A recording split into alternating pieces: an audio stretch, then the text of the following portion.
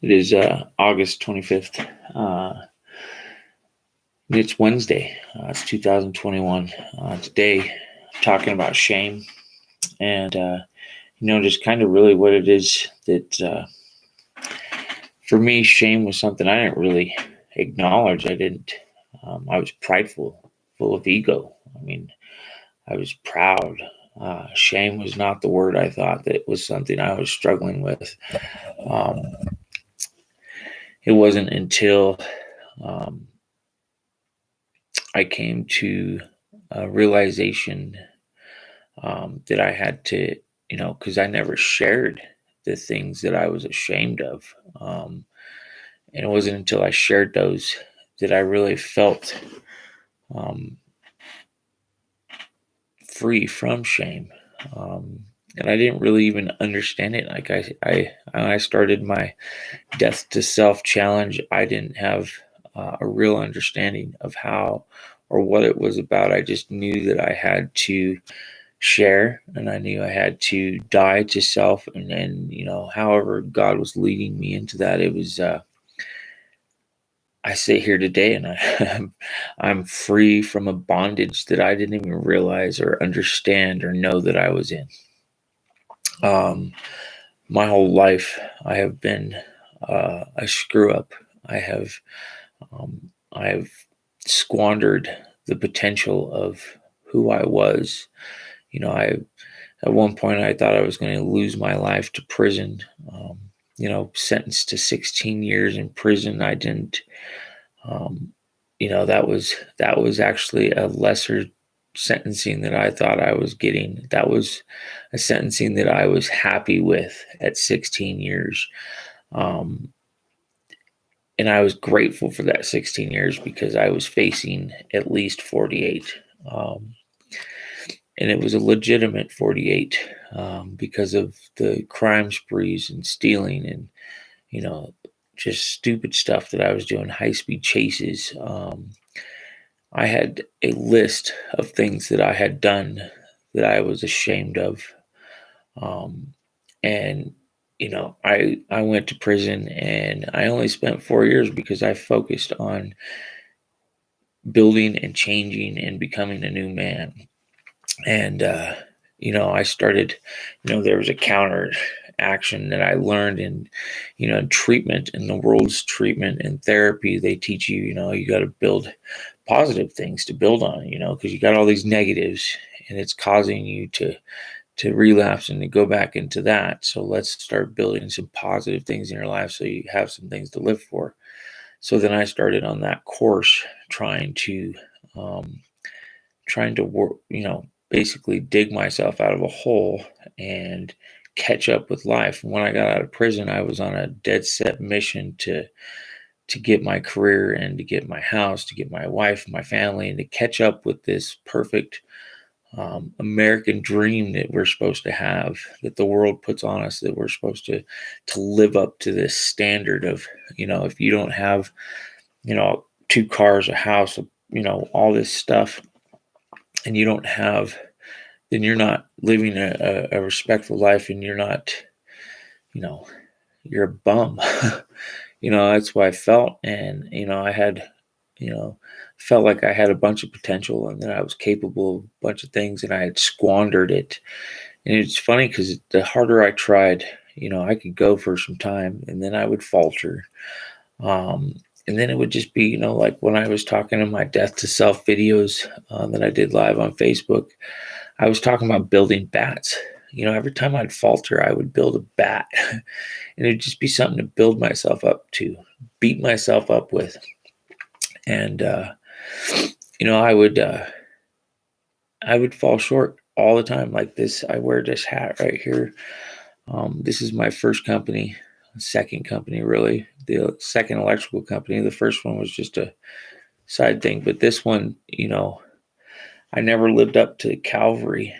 And I could never, I'd lost my footing. I'd had a situation happen to where I was like the most profound shame.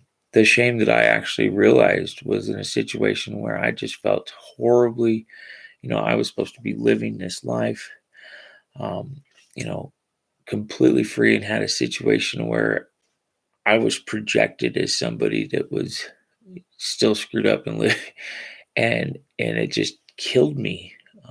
The whole thing that I'm on probation for eats me alive, ate me alive 3 years ago, and derailed me off of the original purpose of what this company was about.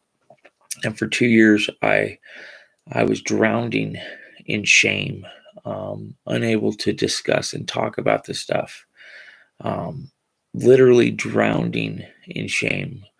Um, and I was trying to swim as hard as I could, I felt like, and trying to overcome and trying to be all that, uh, and be as good and be as Christian and be everything. And I was just consumed with this turmoil inside of me and struggling. I had to deafen the whirl in my head, the voice in my head that was just beating me up, and weed was weed turned into like my cigarette.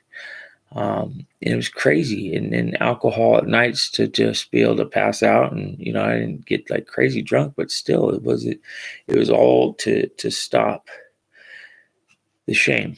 And because I was so numbed through alcohol and weed, and when it got really, really bad, I would just fall off the wagon and go, smoke meth for a day, 2 days, and then come back and try and get right back on it. And just more shame, endless.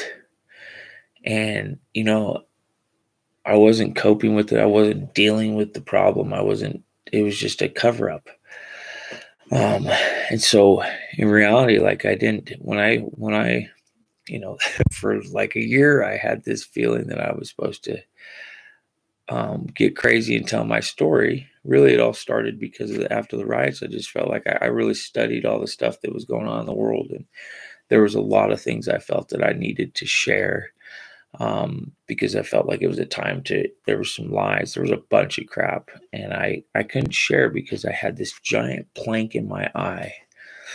Um, and I just felt like I needed to get on Facebook Live and tell my story. And I'm like, man, this is insane. That was like a year and a half ago. And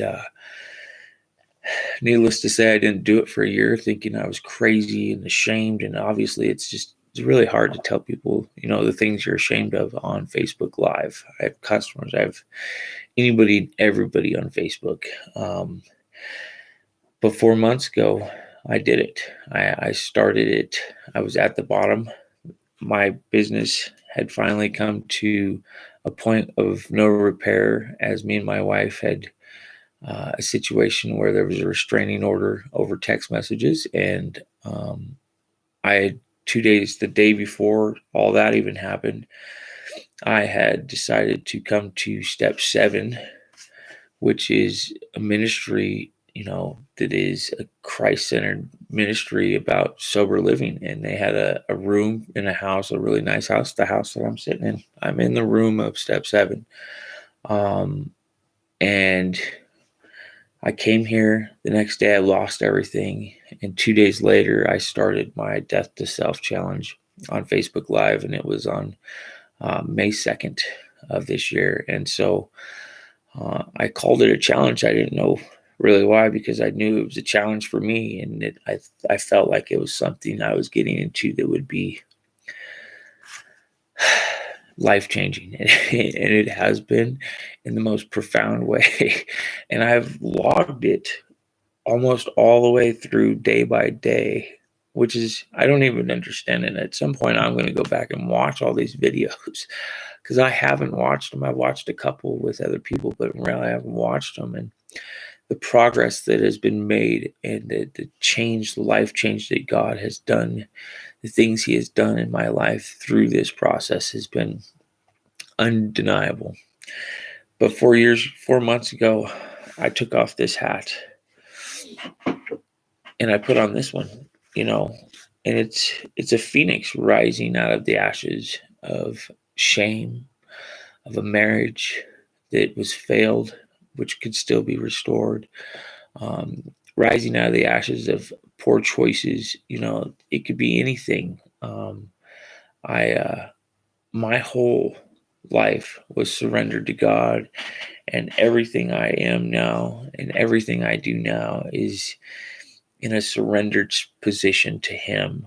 Um, my business is about a ministry that reaches and shares Christ with men. My daily walk is my daily mornings. I get up every morning and, I do a study. I get up 5 and I study, I read, I pray, I do all that just to get to this point for whatever God wants me to talk about that morning, whether it be joy, happy, shame, whatever, anything. And I log it. And I don't know what I'm going to speak about tomorrow. Today, shame is a huge deal. Today, this video is a little more important because this is really the juice.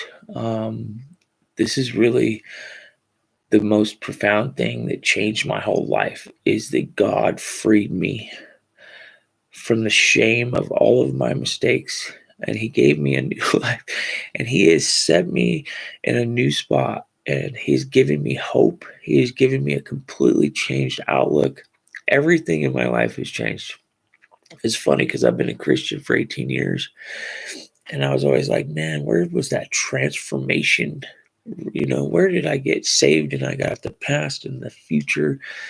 But I was living in this muddled water where I was like, I would fall, get back up, fall, get back up.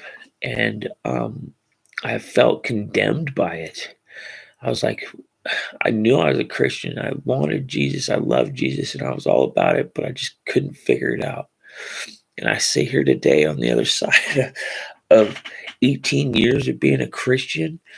And like, I finally found Jesus in a way that is undeniable, but it requires a daily walk. It is not just an acceptance of His grace. There's an acceptance, but there's a daily walk and surrender to Him that is most profound. And following Him and denying myself. It's funny, I get to deny myself to follow Him, but I still, in some way, have most of the stuff anyways. It's just that it doesn't take priority over Him. He has priority. And if at any moment any of these things become in the way, they will be removed to seek Him. If at some point I got to go and be straight step 7, um, whatever, I'm in it to go wherever Jesus wants me to go. Um, I have removed idols from.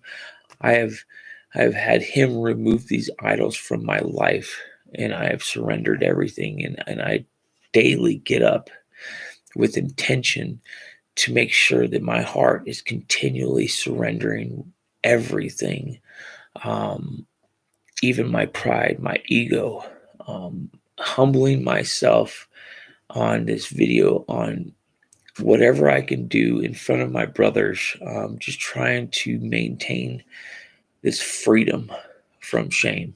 Um, and it is an amazing thing. I don't know. I'm going to actually ask for this video to be shared. Most people don't watch my videos. I don't even know if they know the link or whatever. A lot of things going on in this world. There's not much time. So I imagine that God will have whoever needs to watch it when they watch it. And I'm okay. I speak to an audience of Jesus and myself every day, giving myself hope, giving myself an opportunity to share the things that are most important to me. And that's Jesus Christ, my relationship with Him. So there's a lot.